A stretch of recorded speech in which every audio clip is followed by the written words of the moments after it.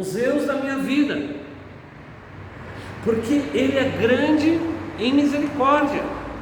Gosto muito desse texto, para que também desse a conhecer as riquezas da sua glória. Deus é rico. Às vezes a gente imagina Deus assim, quando falou Apocalipse, o negócio lá a rua é de ouro, as pedras preciosas. Eu não tenho nem ideia do que é isso, porque eu não tenho ouro em casa, eu não tenho nenhuma pedra preciosa, mas eu já vi algumas fotos, tive lá em Petrópolis, vi uma cadeira lá que era, né, Vânia, aquela cadeira de ouro, aquelas coisas lá do imperador lá. Eu fico pensando, já pensou o camarada sentado nesse negócio de ouro e coisas? Meu Deus, eu não tenho ideia. Então Deus é muito rico nesse sentido, mas muito mais rico em perdoar, em ser paciente, em ser misericordioso, em continuar a despeito das nossas transgressões, trabalhando na nossa vida. Mas por que estamos estudando isso na matéria da evangelização, a longanimidade de Deus? Nós estamos estudando porque nós encontraremos pessoas que estão sendo continuamente alvos dessa paciência e dessa misericórdia. Quantas pessoas você vai encontrar no seu dia a dia evangelizando? Pessoas que já foram evangelizadas pela 1000ª vez e ainda não se arrependeram, ainda não tomaram uma posição, mas Deus ainda continua longânimo. Eu quero lhes contar uma história que ela se encontra em Josué 7. Vamos lá? Josué é antes dos juízos, depois de Deuteronômio.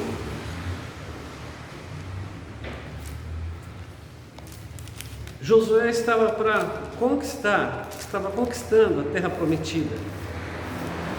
Ele era líder das 12 tribos de Israel. Capítulo de número 7. O verso é o verso de número 1.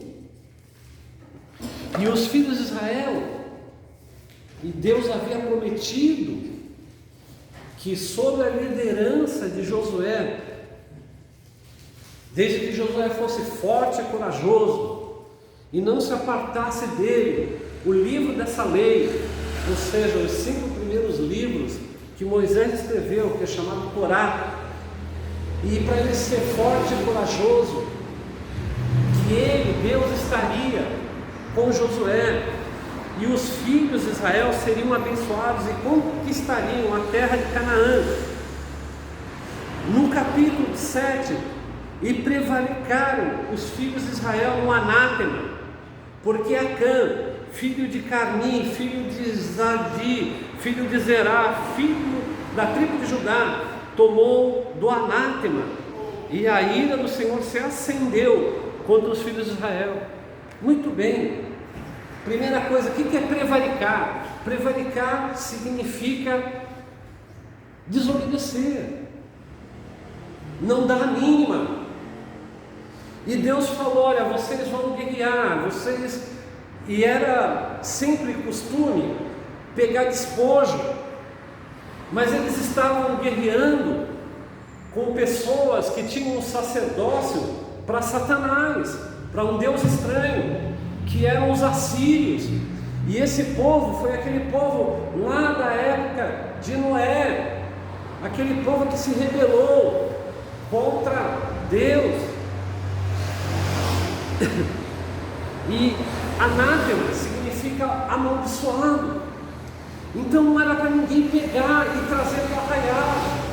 Deus tem mais para a gente do que a gente pegar uma capa de ouro lá no terreiro do pai João, não é mesmo?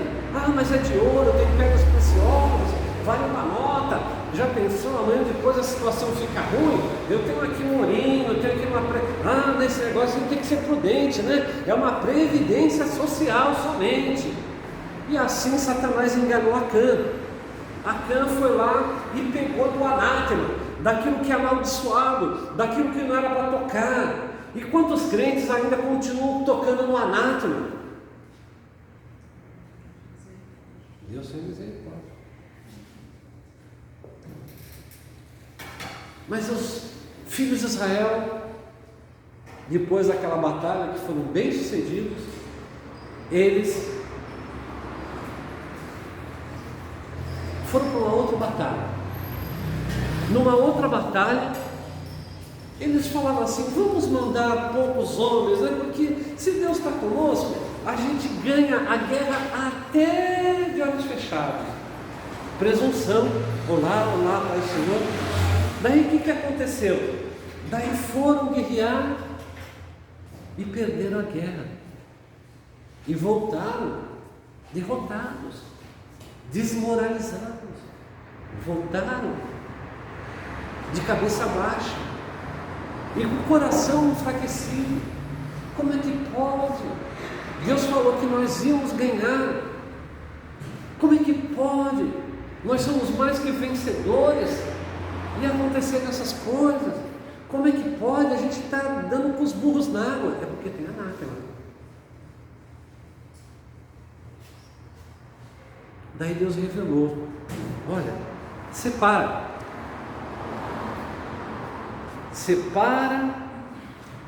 as tribos. Vamos lá ver o texto. Josué 7.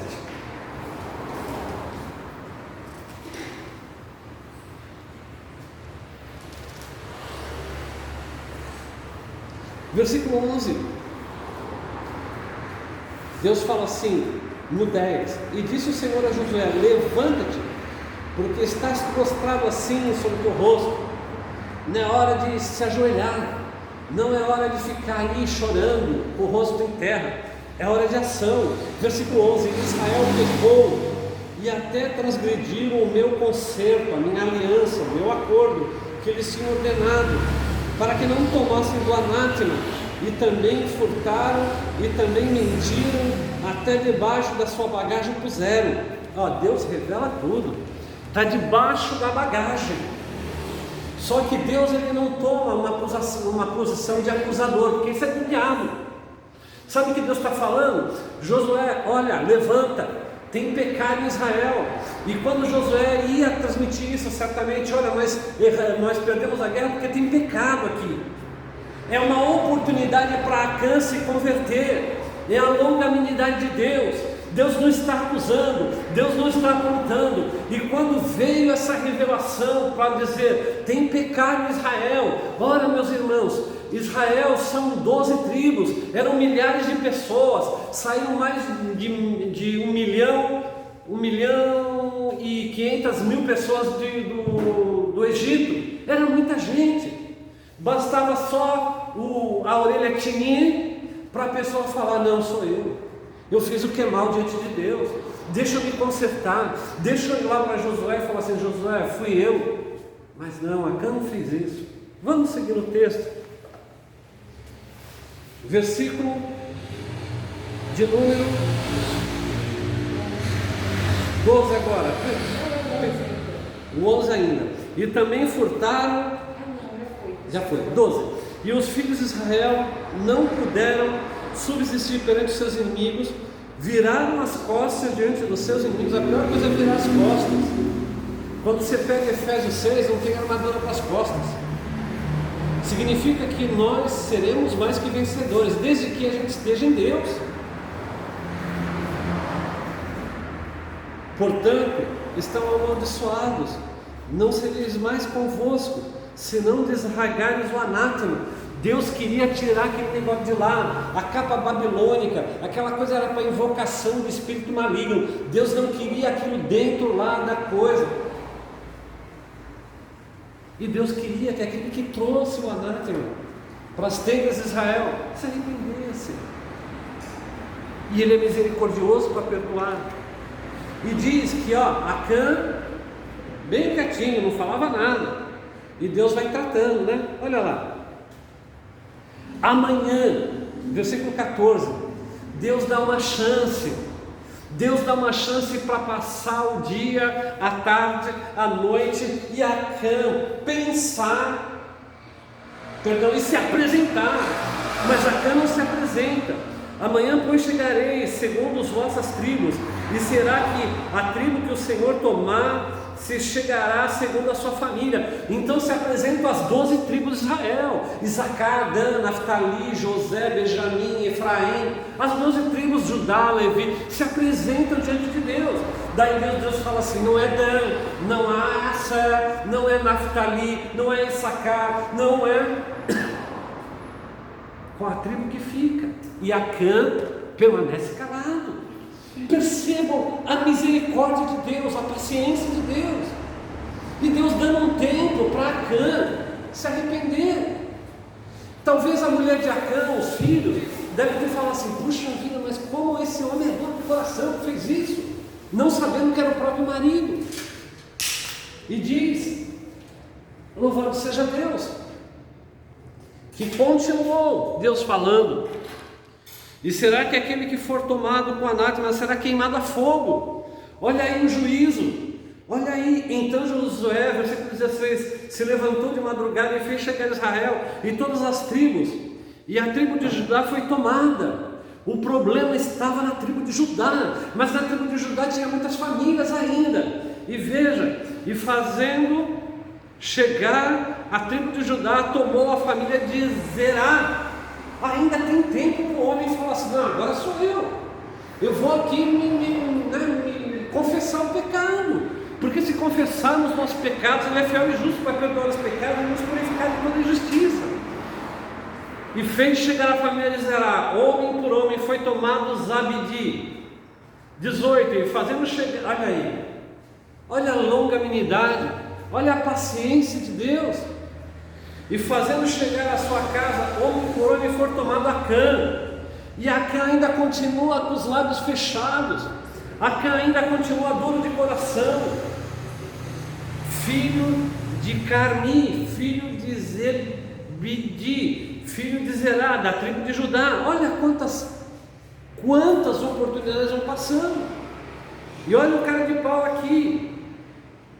Então disse Acã, filho, dá-te isso. Todo Israel está vendo, as tribos todas estão reunidas, as famílias todas estão reunidas. Versículo de número 19. Então disse Josué a Acã, filho meu, dá-me, peço, glória ao Senhor, Deus de Israel, e faze confissão perante Ele, e declara-me agora o que fizestes, e não ocultes. Versículo 20. Respondeu Acã a Josué e disse: verdadeiramente pequei contra o Senhor Deus de Israel. Ele estava descoberto agora. Ele podia voluntariamente ter poupado tudo isso, se foi feita uma logística lá para todos estarem na presença da tenda do encontro, da tenda da congregação, para a confissão. Ele podia ter poupado isso tudo, ele podia ter ido de madrugada, como foi à noite, Nicodemos teve Jesus, e confessado, e falado que ele agiu loucamente, que ele agiu por impulso, talvez que ele queria ser independente. Caso esse negócio de Israel não desse certo, ele ia ter um pé de meia, porque aquilo valia dinheiro, aquela prata, aquele ouro que ele havia escondido debaixo da sua tenda. Versículo 21, ele fala que ele cobiçou e ele tomou. Estavam escondidos. É um pecado assim, meus irmãos. Pecado escondido. Tem muito pecado escondido na igreja. E é por isso que muitas igrejas, o doente entra doente e sai doente, o endemoniado entra endemoniado e ainda sai rindo, porque tem pecado escondido. Porque não se leva Deus a sério, como Acã fez. Percebe a longanimidade? Agora imagina quando chega em Acã, a esposa dele indo, os filhinhos dele indo, com o apedrejamento, os animais que ele tinha, todos seriam apedrejados, porque o homem foi duro de coração. Irmãos, que não aconteça isso conosco, que não seja nós motivo da ruína da nossa casa, que não tenhamos esse coração que prova Deus na sua paciência, que tenta Deus. Eu estava me lembrando que quando a minha esposa foi evangelizada, e ela foi discipulada, graças a Deus por isso, ela estava assim meia, isso não é boa e tal.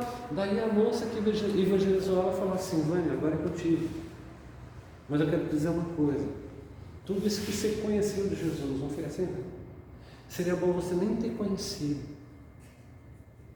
porque agora você tem uma decisão a fazer, de segui-lo, de levá-lo a sério, de andar com ele. Quantas pessoas gostariam de estar no teu lugar e conhecer Jesus, se arrepender e ter a vida eterna? Você é privilegiado e não está levando a coisa a sério. E desde aquele momento em que ela recebeu essa palavra, até hoje ela leva as coisas de Deus a sério. Nunca se desviou, sempre se manteve firme. Eu conheci a Vânia com 15 anos e depois, com 19 anos, 4 anos depois, a gente se encontrou e se apaixonou e casou. E até hoje eu creio no amor, meus irmãos, minhas irmãs. Passamos muitas provações, né? Até o nosso amor e sentimento foi provado, mas continua cada vez mais forte em Deus. E eu tenho como testemunhar quem a Vânia é.